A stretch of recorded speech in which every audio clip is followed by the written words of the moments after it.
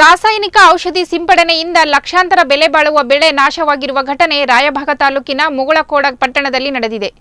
ಪಟ್ಟಣದ ಪರಪ ಭೀಮಗೌಡ ಖೇತಗೌಡರ ಎಂಬ ರೈತನ ತನ್ನ 3.5 ಎಕರೆ ಜಮೀನಿನಲ್ಲಿ ಲಕ್ಷಾಂತರ ರೂಪಾಯಿಗಳನ್ನು ಖರ್ಚು ಮಾಡಿ ಕಲ್ಲಂಗಡಿ ಹಣ್ಣು ಹಾಗೂ ಮೆಣಸಿನಕಾಯಿ ಬೆಳೆದಿದ್ದರು. ಹಂದಿಗುಂದ ಗ್ರಾಮದ ಶ್ರೀ ಸಿದ್ದೇಶ್ವರ ಆಗ್ರೋ ಕೇಂದ್ರದವರು ಕೊಟ್ಟಂತಹ ರಾಸಾಯನಿಕ ಔಷಧಿಯನ್ನು ಸಿಂಪಡಿಸಿ ಸಂಪೂರ್ಣ ಬೆಳೆ ನಾಶವಾಗಿದೆ.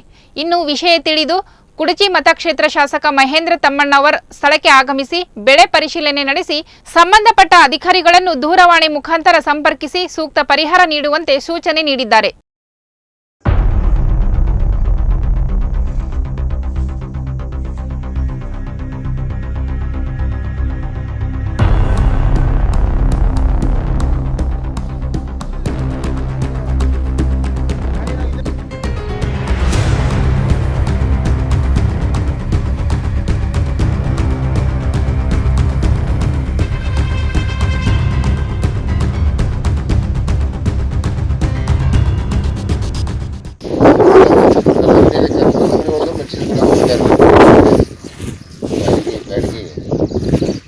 ಅವರು ಇಲ್ಲಿ ಹಂದಿಗುಂದ ಒಂದು ಯಾವುದೋ ಒಂದು ಫರ್ಟಿಲೈಸರ್ ಸಿದ್ದೇಶ್ವರ ಒಂದು ಯಾವುದೋ ಒಂದು ಫರ್ಟಿಲೈಸರ್ ಇದ್ರೊಳಗೆ ಅಲ್ಲೇ ಕೆಮಿಕಲ್ ತಂದು ಹೊಡೆದಾರ ಅವರು. ಈಗ ಮೊನ್ನೆ ಏನಾಗೈತ್ರಿ, ಯಾವುದೋ ಒಂದು ಕೆಮಿಕಲ್ ಕೊಟ್ಟಾನು, ಮುಂದೆ ಕುಳಿಸಿ ಹೊಡ್ಸ್ಯಾನ.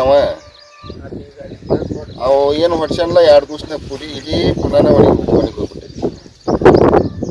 6 ಎಕರೆ 3.5 ಎಕರೆ ನೀವು ಬರ್ರಿ, ಬಂದು ಸ್ವಲ್ಪ ಸರ್ವೆ ಮಾಡ್ರಿ.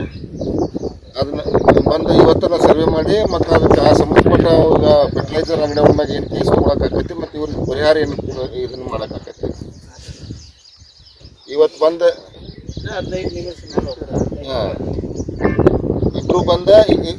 ಇಬ್ಬರು ಬಂದು ಭಾಳ ದೊಡ್ಡ ಪ್ರಮಾಣ ರೀ, ದೊಡ್ಡ ಇದನ್ನ ಏರಿಯಾ, ಪಾಪ ಭಾಳ ನುಕ್ಸಾನ ಆಗೈತೆ ಅವ್ರಿಗೆ. ಬಂದು ನೀವು ಸ್ವಲ್ಪ ಸರ್ವೆ ಮಾಡಿ ನನಗೆ ತಿರುಗಿ ಫೋನ್ ಮಾಡಿ ಹೇಳ್ರಿ, ನೀವು ಏನೇನಾಗೈತಿ ಏನು ಮಾಡ್ಬೇಕಂತ ಹೇಳಿ.